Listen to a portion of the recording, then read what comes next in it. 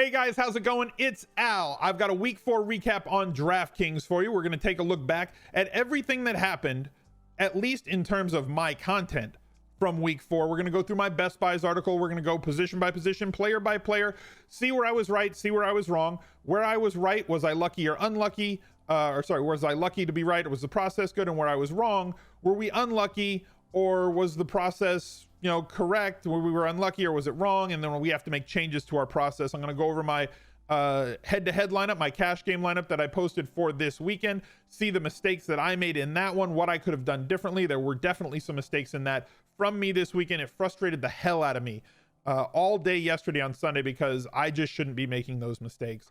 And I definitely shouldn't be making those mistakes when the process was as good as I think the process was this week, at least based on the content that I put out.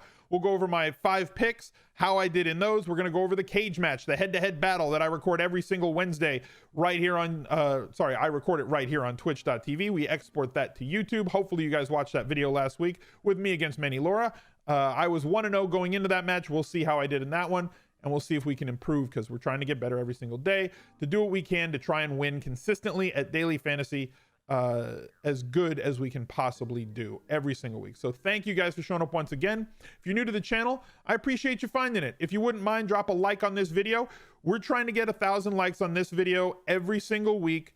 It's a tough thing for me to do on this channel. I know it's not hard for you guys to do. If you want to click that like button, I would greatly appreciate it. It helps me get these videos in front of more people, which helps me put out more videos, which helps the channel. The other way you can help, subscribe to the channel. Make sure you ring that notifications bell, because I put out a ton of content and I wouldn't want you to miss any of it. Find out as soon as all of it's posted by ringing that notifications bell. I would greatly appreciate it. Thank you guys for being here once again. And let's just get right to the recap. Week 4, here's my article. It's an ESPN Plus article. If you're an ESPN Plus sub, you have access to this. People have asked me, what is the easiest way to find this article? I can't see it on the site. If you go to ESPN Fantasy Football and you scroll down, you'll probably find it. It's usually below the fold, right? I'm a contributor to ESPN. I'm not their top tier talent. Obviously, Matthew Berry, Mike Clay, Eric Carabell, all those guys do a fantastic job. My stuff typically ends up below the fold. You want an easier way to find it? Go to Google, type Best Buys week, whatever week you're looking for. It will be the first link. That's the fastest way to get there. Or you can click this little search bar up here and type my name into it. You will also find the article that way. Those are the couple of easiest ways to find my work that's on ESPN.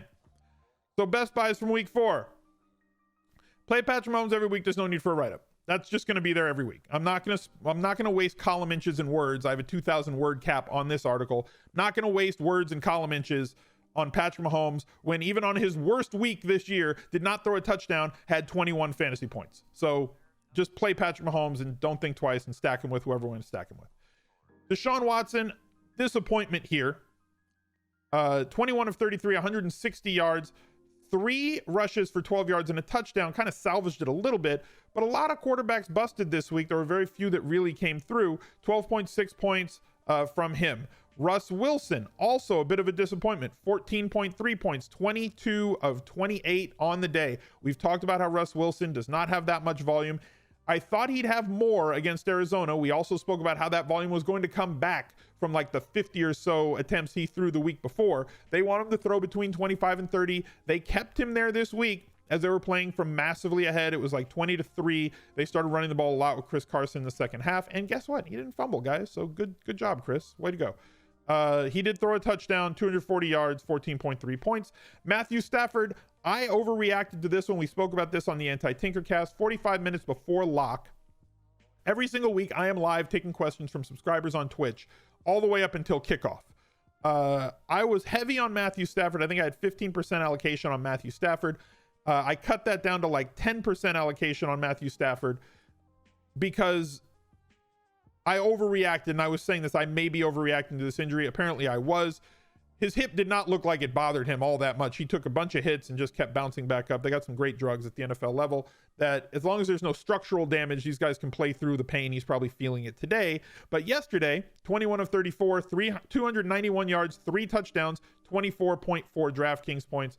We're always going to be streaming quarterbacks against Kansas City because of how much they have to throw to keep pace with the Chiefs offense. Jared Goff, we've spoken about how much efficiency matters with quarterbacks and volume does not. Jared Goff threw the ball 68 times yesterday and ended the day with 27.7 DraftKings points. 45 of 68, 517 yards, 2 touchdowns, 3 INTs, also had a fumble or 2, 27.7 DraftKings points. Okay? Efficiency matters way more than volume for quarterbacks. Daniel Jones, a bit of a disappointment for him as well, at least as far as I'm concerned. But they just got to deflate the ball, and Washington couldn't keep pace and couldn't do anything, especially with their quarterback hurt, or maybe they just made the switch to Haskins because they felt it was time. But we knew that there was an injury situation there. Haskins didn't look like he could do anything. Daniel Jones did not have to keep his foot on the throttle. 23 of 31, 225 yards, 1 touchdown, 2 picks. Did have some rushing yards in there as well, as that's part of his toolbox, something that he can do. 14.3 DraftKings points, but none of those quarterbacks really killed you, because the gap between a quarterback's floor and ceiling on the week from the 1st to the 10th quarterback is not all that great. The difference makers are the running backs, wide receivers, and tight ends. Christian McCaffrey, guess what? Did Christian McCaffrey things. 37 touches, 27 carries, 93 yards, and a touchdown. 10 catches on 10 targets for 86 yards. No touchdowns, 33.9 DraftKings points. You're getting an RB1 and a wide receiver 1 every single week in one position when you play Christian McCaffrey. He should probably cost $12,000 on DraftKings, maybe $12,500, considering that he is an RB1 candidate and a wide receiver 1 candidate every single week, and yet he's not. So play him more. Austin Eckler, the final week for us to see Austin Eckler as a really big value, at least in terms of the volume that he sees being consistent. Now with MG3 back, moving forward, we're going to have to assess this on a week-to-week basis, and right now we just don't know what week 5 is going to look like. If you want to tune in later to the first look video, we'll talk about that a little bit more in depth when we get to that. This week, though, against Miami, he was the one player that I thought was a must-play on this slate. 18 carries, 60 yards, and a touchdown. 5 catches, 5 targets, 62 yards, and a touchdown. 29.2 DraftKings points. The safest fountain of points that we knew was going to be on the slate this week. Kerryon Johnson, 26 carries. Love to see that. 125 yards. We talked about how the Chiefs typically allow 5 yards plus per carry, at least so far this year. They were second worst in the league last year with 4.97 yards per carry. Love the work that Kerryon Johnson's getting. 2 catches on 3 targets for 32 yards, 19.7 DraftKings points without scoring a touchdown. Wayne Gallman, value plus volume play. He definitely got there with that. Had way more volume than I thought he would have. I was pinning him between 16 and 20 targets, 16 and 20 touches on the day. He ended the day with 24, 18 carries, 63 yards and a touchdown, 6 catches, 7 targets, 55 yards and a touchdown, 28.8 DraftKings points for 4.6K. Hope you had a lot of him in GPPs.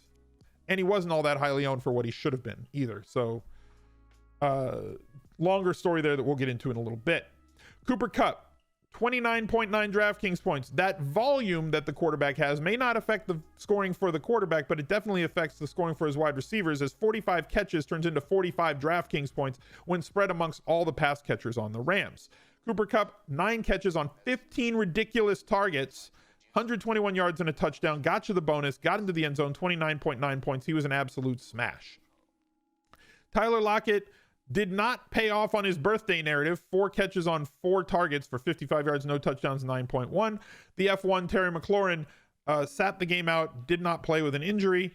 Keenan Allen was somebody I was trying to cut my access to, trying to cut my allocation to, but I was too much of a chicken to get completely off of him this week. Wide receivers, in my opinion, are a little bit too touchdown dependent against Miami based on the way that they play, although Miami has been allowing a ton of touchdowns almost at an unsustainable rate in terms of touchdown percentage allowed against. And I was very cognizant of that, and I was saying this could be the first week that Keenan Allen does not see double-digit targets, and he did not, with only 6 targets on 5 catches, 48 yards, no touchdown, 9.8 DraftKings points. I didn't cut down enough. I basically just matched the field, or attempted to match the field, when I should have underweighted the field with Keenan Allen. So a mistake from me there, not trusting myself.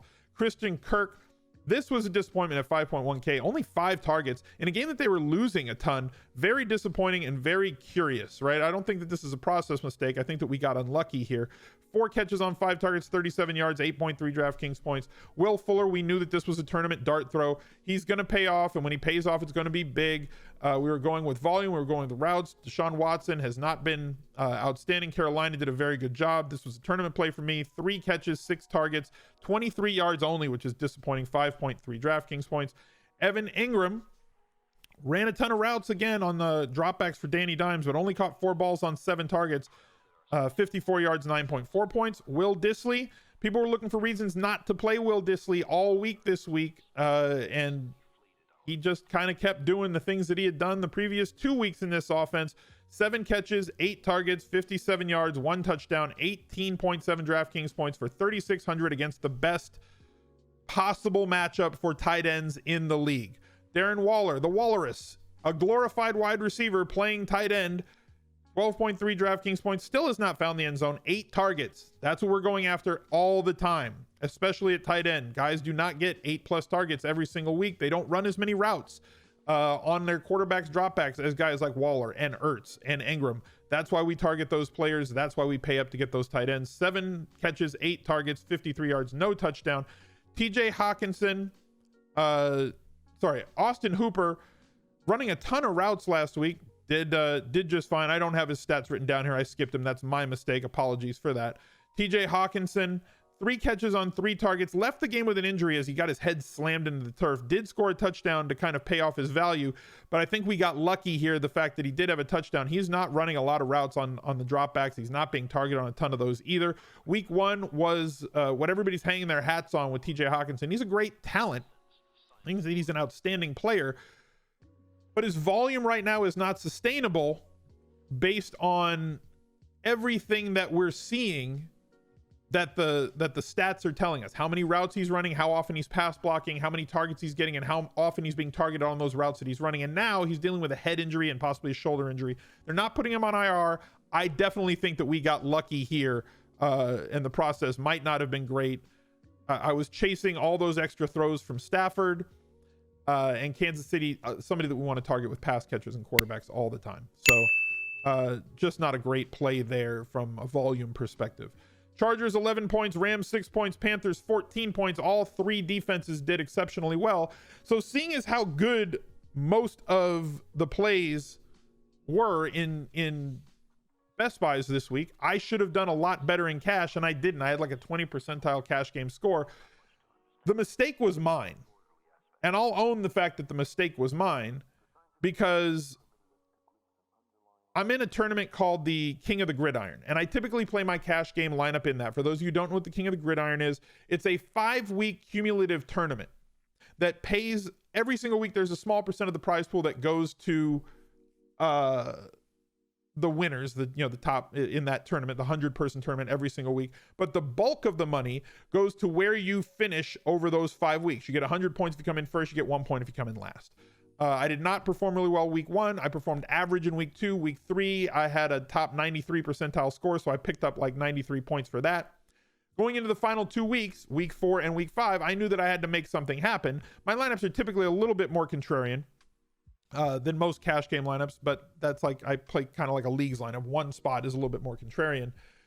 And I had Gallman here and decided that I wanted to have Chris Thompson because I felt Gallman would be very highly owned and I needed to do something to get me off of that. And I had Thompson projected about the same amount of fantasy points as I had Gallman, by like 1.5 point difference. So for me, I was changing this lineup to try and move up in the King of the Gridiron. What I should have done is just change that King of the Gridiron lineup and not change my overall cash game lineup, leaving Gallman in here. But the bigger mistake, Gallman was a mistake, but not the big mistake. The big mistake happened on Friday when I got the news about Terry McLaurin. And that sent me down a really ridiculously stupid path. By Friday, my cash game lineup consisted of Eckler, CMC, Dissly, Kupp, Gallman. Those 5 were all in my lineup. The quarterback's somewhat irrelevant. I plugged that in last. The defense, all of the defenses that I had on the chart were fine, as you saw. Moving down to Paul Richardson from Terry McLaurin gave me $800 more. which made me start playing with other spots in the lineup. Well, if I can do that, then I can maybe get up to this. Well, if I do this, then that's going to leave too much money on the table, and that's going to leave me here. So my philosophy on every week is play as much volume as I can get out of my running backs, try to get those 70 touches, which clearly we would have gotten with Eckler, Gallman, and CMC, which is what I had. Team jam them in, play those two top guys, find a way to make them fit. Make sure you get Cooper Kupp because you know he's going to get those 10 targets in a high-scoring game. And what ended up happening was, have you ever played the game Telephone when you were a kid or watched your kids play Telephone? So I went from Austin Eckler, CMC, and make it work, which was the original message, to wherever the hell I ended up, ending with like Purple Monkey Horseshoe. So somewhere along the line from Friday afternoon, I lost the plot. And I should not do that. That's something that I feel that I should be better than. That's a massive mistake on my part, leading me to Tyler Lockett in cash, which I didn't think I had to go to. Richardson should have been here. If I had just simply pivoted off of him to maybe Curtis Samuel at the same price point, or Will Fuller at the same price point as McLaurin, neither of which did set the world on fire, but would have kept me from jacking around with the rest of my lineup. That was the big mistake that I made. In tournaments, I had equal shares of Chris Thompson. Here's the Millie Maker. I had equal shares of Chris Thompson and Wayne Gallman at 25%. You can see Gallman was 16.2% owned, so way less owned than I thought it would be. I thought he'd be in the mid-20s, and I was trying to match the field on him and trying to overweight the field on Chris Thompson because I thought they'd be chasing and get a ton of work. He did not get the ton of work, and it was just a big mistake to have him in my cash game lineup. Readily admit that.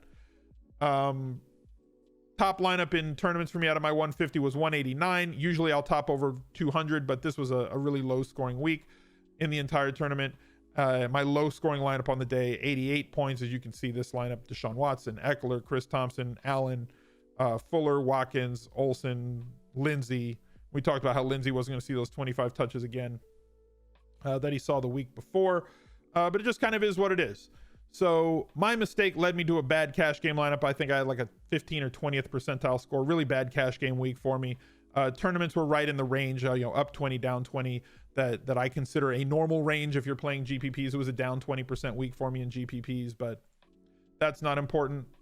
And then here is the cage match with me against Manny Laura. I won this one. I'm 2-0 in the cage. 137 to 116. These were the lineups. We both had to make a sub because the only way that you can change a player in these lineups is if your player is inactive. He had an inactive player because he had Justin Jackson. He changed to Kenyon Drake, who gave him 10.3 points. I had the F1, my number one pick, changed to Curtis Samuel because he was the same price. That got me 6.3 points. None of it mattered because Cooper Kupp just blew it up in the second half against Tampa Bay and propelled me to another win as I threw Manny through the top of the cage. As far as my picks this week, I had Washington against the New York Giants. I had the over there. That was an L. I had Baltimore -7. That was an L. I had Oakland against Indy. I had the under. That last interception return by the Raiders on that final drive pushed that game over the total. So a bad beat there. I won the Seattle Seahawks -5 and the Bears -2. 2-3 on the week.